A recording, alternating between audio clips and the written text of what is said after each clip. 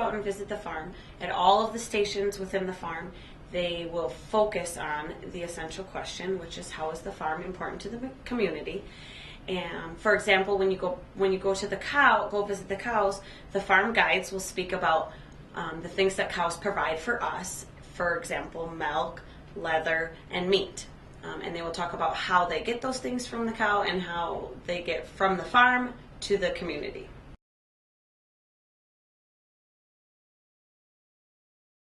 And we have Casey Joe, which is a very popular cow on our farm. She is a Ayrshire. She's 9 years old. Here we talk about what the mom is called, the cow, and then the baby's the calf, and then the dad is the bull. The cows on our farm, all of their milk goes to Foremost and is mainly made into cheese. And then, so a cow of this size will eat about 50 pounds of food a day and 20 gallons of water. It also depends on the temperature, so if it's colder outside, they'll eat more food, there'll be a larger intake of food, and if it's warmer, there'll be less intake of food, more intake of water. So it just varies on the temperature, but that is the approximation of how much they eat in a day, because they're very large animals. We milk our cows twice a day, once in the morning, once at night. We only have about 11 cows that we milk every day, but it's a lot faster to use the machine. So we put the machine on, and it goes on all 4 teats, and it sucks the milk out into this pipe, and then the pipe brings it into the milk room and puts it into the bulk tank. Which will follow the pipeline into the milk house next. Also something fun that we do with the kids, which probably won't do on the tape. If you guys want to try it, it's just really push your thumb in along the side.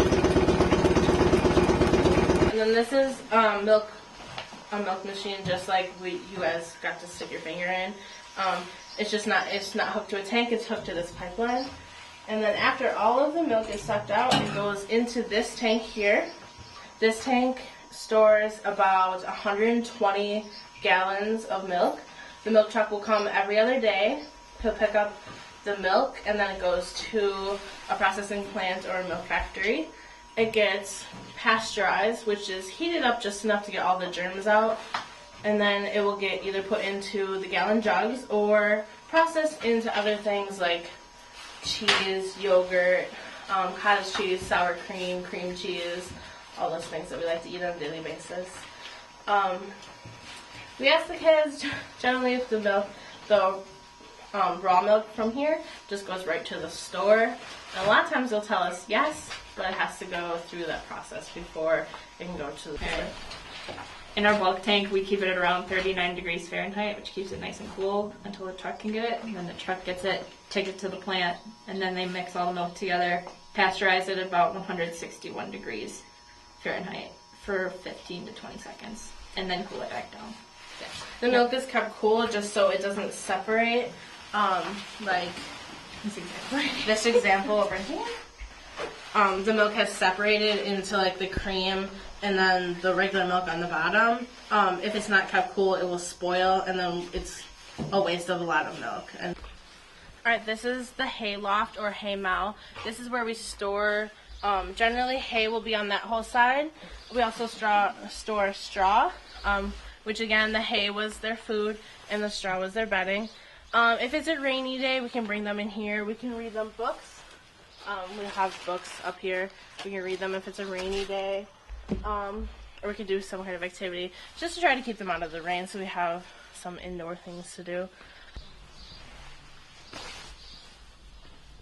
Normally, if we are driving in cars and they're running low on gas, we have to go to the gas station in our community.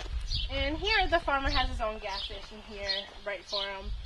We have gas, and then we have diesel. The diesel fuel is used for our farm truck or our tractors, like the blue one over there. Sometimes we'll have them over here by the pole barn so the kids can actually see them. The tractor, was given that the farmer was driving for a wagon ride as well. I'll use his personal gas station right here on the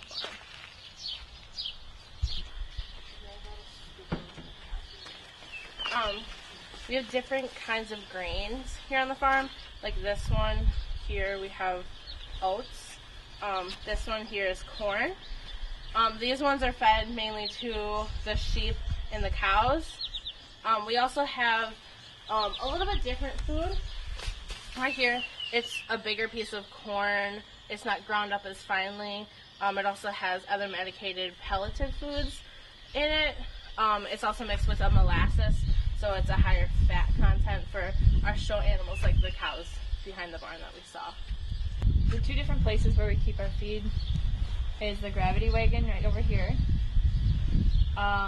Basically, there's a wheel on it like the steering wheel of a car, roll it up, and then the grain falls down due to the gravity.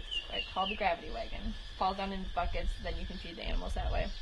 Also, we have the feed box right here, which is stored inside the barn, and it's an easy way to get at the feed. When we come into the chicken coop, we ask the kids, the first thing we ask them is where their food is, and then we'll point out that it's right here. Their chicken's food is called a crumble. We get that from our local milk feed store. We also feed them corn or seeds. Mainly we just feed those outside, and they get the better store-bought foods inside. The second thing we ask them to do is look for their nesting box, and that's this area right here. The chickens will come in usually once a day. They can lay up to 1 egg a day, so we can have 6 eggs in a week or so. They'll come into here, sit there for about 5-10 minutes, lay an egg. We show them the difference between the 2 eggs. We have brown colored eggs, which come from our black or brown chickens, and then we have our bluish or white colored eggs, which will come from the white chickens that we have, or the cream colored chickens. Normally, it'll show the different sizes, and it'll go from, our eggs are usually medium to large to extra large eggs. We'll ask the kids if they think it's a small egg or an extra large egg, and see how good of a guesser they are. And then we'll ask them why they think it's important to have a large egg over a small egg. And then if they don't know, we tell them, well, when you go to the grocery store in your community, you can buy either large eggs or jumbo eggs, and which ones cost more. So the ones that cost more, obviously the farmer's going to want, because he's going to be selling these eggs to you in your community. So he makes more money off of it that way. Right, outside, we let the kids learn that the chickens and the turkeys will actually eat grass, so they can grab a handful and throw it in for them. If you notice how their whole pen here is just dirt, it's not because nothing grows, it's just because they eat it all. You can also tell the distinct difference between all the chickens outside, because a lot of times when they're inside, they run away. We also ask them if this is a male or female chicken that they see, and they'll say female. So we ask them the difference between the chicken and then the rooster, and then talk about the baby chicks that they have. Also, we ask them to point out what's on their head, so on the top and on the bottom. On the top, there's a red comb that we talk about, and then also on the bottom, they have a red wattle. And then we compare the chickens to the turkeys. On the bottom, they also have a wattle. The girls are also called hens, it's the same as the chickens. The boys are called toms. He's the one who's displaying his feathers right now. He displays his feathers when he feels threatened or anything like that. Over here we have mallard ducks. They are migratory birds, so if we don't clip their feathers or keep them in an enclosed facility or shelter, they will fly away and possibly come back. We can't for sure that. We'll talk about how the ducks' feet are different from the turkeys and the chickens, how they have web feet to help them swim. It's also comparable to the wild ducks that we have, which will occasionally come to the farm to swim in our ponds or our big puddles. They also pretty much eat the same things as the chickens and turkeys. So this is the calf that we show the kids. She's about 3 to 4 months old right now. She is a dairy calf, so she's one of the shorthorn calves and the ducks are out. We also talk about some dairy vocabulary, like the bull, the mom is the cow, and then the baby calf. and then the kids can pet her, and she's still at the age where she likes sucking on people's fingers. So, and then we'll talk about how she's not going to bite you because she doesn't have upper teeth. She just has a dental pad, and then but she has lower teeth. Sometimes the cow, especially the calf, will lick the kids, and they'll feel that their tongue is sandpapery, and that's so that they can grip the grass to eat it because they don't have the teeth to completely bite down. Right, over here we have a Billy, which is this little guy here. We know that he's a boy because he has a beard, and a Nanny, which is the girl goat. Her name is Pebbles.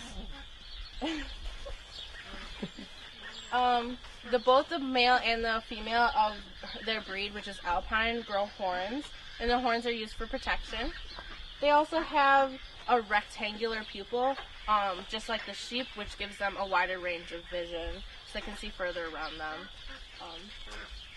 That's kind of one of their protection things. If you notice, she has a tag in her ear. That's, again, for identification. It tells us information about her. The goats are also another animal that you're able to get milk from. So, well, obviously not here, but they do have goat farms where they'll milk the goats and then turn those things into goat milk or cheese, which you can buy. One of the last things that we do is our surprise animal, because the rabbit isn't exactly a farm animal. It's a little bit more of a pet. We'll get the kids in a circle, and then they'll have to tell us something that they learned about the day or their favorite part of the day. So we'll get them in a circle, and then after they tell us what they learned or their favorite part, they'll get to pet the rabbit. The farmhouse, this is where we'll come in if it's rainy or over the winter months when it's a little bit too cold outside. This whole room over here is like our museum, so we have a lot of tools, equipment, animals that we can show the kids and go over. We have this table here which shows horse stuff. We do have the bee chart and the board in the beehive that we can show the kids. We also do have that if it's a really bad day, we can make candles.